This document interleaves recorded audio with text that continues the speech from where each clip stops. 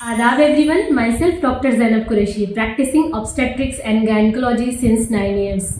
मैं अपने चैनल पर आप सभी का बहुत बहुत खैर मकदम करती हूँ, बहुत खुश आमदीद कहती हूँ। आज मैं हाजिर हुई हूँ एक नए टॉपिक के साथ। आज मैं बात करूँगी मिड मेंस्ट्रुअल पेन के बारे में। तो चलिए शुरू करते हैं। सबसे पहले जानते हैं कि मिड मेंस्ट्रुअल पेन होता क्या है। What is mid menstrual pen? Mid menstrual pen को हम ओवुलर पेन के नाम से भी जानते हैं और इसको हम मिडल स्किमर सिंड्रोम के नाम से भी जानते हैं। मिडल स्किमर सिंड्रोम एक जर्मन वर्ड है जिसका मतलब होता है मिड पेन और pain in the middle of the month. Ovulation pain normal होता है, ये डेंजरस नहीं होता है, ना ही ये हमारी फर्टिलिटी को अफेक्ट करता है। Actually it is one of the side effect of menstrual cycle. ये पेन पीरियड स्टार्ट होने से नियर अबाउट 14 डेज पहले होता है, जब ओवरी से एग रिलीज हो रहे होते हैं। That is why it is also called ovular pain या ओवुलेटरी पेन। अब मैं बात करूंगी कि ओवुलेशन पेन होता कहाँ पर है। ओवुलर पेन यूजुअली आपकी टमी के राइट और लेफ्ट हैंड साइड के लोअर एब्डोमेन में होता है, जिस साइड की ओवरी से यानी कि अंडेदानी से एग रिलीज हो रहे होते हैं। अब मैं बात करूंगी कि किन वजहों से ओवुलेशन पेन होता है, मींस ओवुलेशन पेन होने के कारण क्या क्या है। नोबडी इज श्योर कि exact cause mid menstrual pain का क्या है, but it may be due to first and most important rupture of the Graafian follicles. Graafian follicles के रप्चर होने की वजह से स्मॉल अमाउंट में फ्लूइड रिलीज होता है और कभी कभी ब्लड स्टेन फ्लूइड रिलीज होता है, जो कि आसपास की नर्व्स को इरिटेट करता है, जिसकी वजह से पेन हो सकता है। सेकेंड, पेरिटोनियल इरिटेशन की वजह से भी पेन हो सकता है। थर्ड, यूट्रस और फैलोपियन ट्यूब के कॉन्ट्रैक्शन की वजह से भी पेन हो सकता है। अब मैं बात करूंगी क्या ओवुलेशन पेन होना कोई खतरनाक बात है। पेनफुल ओवुलेशन एक कॉमन प्रोसेस है, यूजुअली ये हार्मलेस होता है, मींस इससे कोई खतरे वाली बात नहीं होती है। बट कभी कभी ये पेन किसी अंडरलाइंग कंडीशन मींस किसी अंडरलाइंग कॉज की वजह से हो सकता है, इसलिए कॉज को रूल आउट करना बहुत ज़रूरी है। कभी कभी ये पेन एंडोमेट्रियोसिस की वजह से देखने को मिल सकता है, कभी कभी ये पेन स्कार टिश्यूज़ की वजह से देखने को मिल सकता है और कभी कभी सेक्सुअली ट्रांसमिटेड इन्फेक्शन की वजह से भी हमें ओवुलेशन पेन देखने को मिल सकता है। Now I will talk about what are the symptoms of mid menstrual pain, यानी कि मिड मेंस्ट्रुअल पेन के क्या क्या लक्षण हो सकते हैं। यूजुअली ये pain one sided lower abdominal pain होता है, जो कि वन साइड के इलियक फोसा तक रन करता है। मींस जिस साइड की ओवरी से एग रिलीज हो रहे होते हैं, ये पेन हमें उसी साइड फील होता है। पेन डल नेचर का होता है और pain 10 to 15th day of menstrual cycle होता है। शार्प और सडन पेन होता है।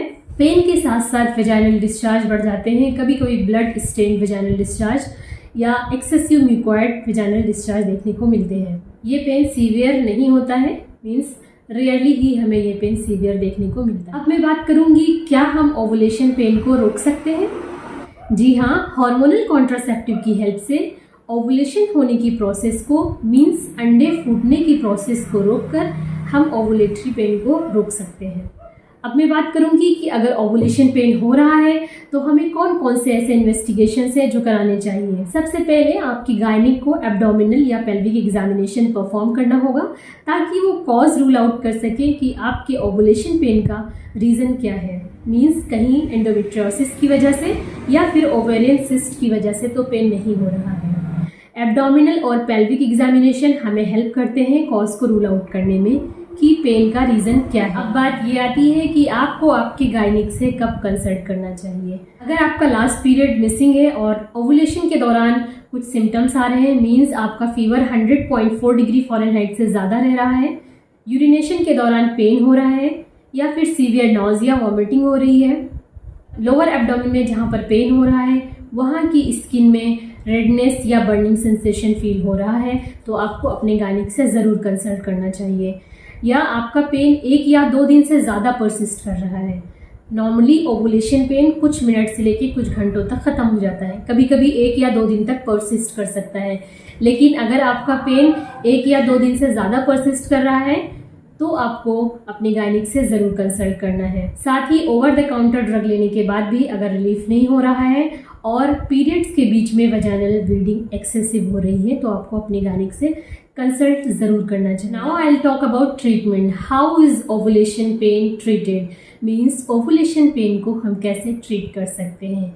इन most of the cases mittelschmerz syndrome doesn't require any medical intervention, means ज़्यादातर केस में मिड मेंस्ट्रुअल पेन के लिए हमें कोई भी दवा देने की ज़रूरत नहीं पड़ती है। क्यों? क्योंकि पेन 1 से 2 दिन में अपने आप चला जाता है। ये पेन डेंजरस नहीं होता है, हार्मफुल नहीं होता है, ये हमारी फर्टिलिटी को अफेक्ट नहीं करता है। It is very normal. Patient को एश्योरेंस मस्ट है। अगर पेन ज़्यादा हो रहा हो तो हम हीटिंग पैड एडवाइस कर सकते हैं, हॉट बाथ लेने का एडवाइस कर सकते हैं। बहुत ही रेयर कंडीशन में ये होता है कि पेन सीवियर हो। अगर बहुत ज़्यादा ट्रबलसम पेन हो रहा है तो हमें अपने गायनिक से कंसल्ट करना चाहिए। आपकी गायनिक ऐसे कंडीशन में OCP यानी कि ओरल कॉन्ट्रासेप्टिव पिल्स एडवाइस कर सकती है ताकि आपकी जो साइकिल है वो एंड ओवुलेटरी हो, ओवुलेशन की प्रोसेस रुक जाए और आपको पेन कम हो। ओवुलेशन होगा नहीं, एग रप्चर नहीं होंगे, पेन नहीं होगा। कभी कभी NSAIDs हम एडवाइस कर सकते हैं, means non steroidal anti inflammatory drugs. But if you are trying to get pregnant then you should completely avoid it because NSAIDs हमारी ओवुलेशन की प्रोसेस में इंटरफेरेंस करता है। अगर आपको हमारी ये वीडियो अच्छी लगी हो तो प्लीज़ हमारी वीडियो को लाइक करें, शेयर करें, हमारे चैनल को सब्सक्राइब करना ना भूलें, साथ ही बेल आइकन को हिट करना बिल्कुल भी ना भूलें ताकि आने वाली अपडेट्स आपको मिलती रहे। यदि कोई क्वेश्चंस है तो कमेंट सेक्शन में ज़रूर पूछें, मैं आंसर करने की पूरी कोशिश करूँगी। और यदि आपको किसी और टॉपिक पे वीडियो चाहिए तो प्लीज़ हमें सजेस्ट करें कमेंट सेक्शन में। I will try my best. Stay happy, stay healthy, stay fit. Thank you so much.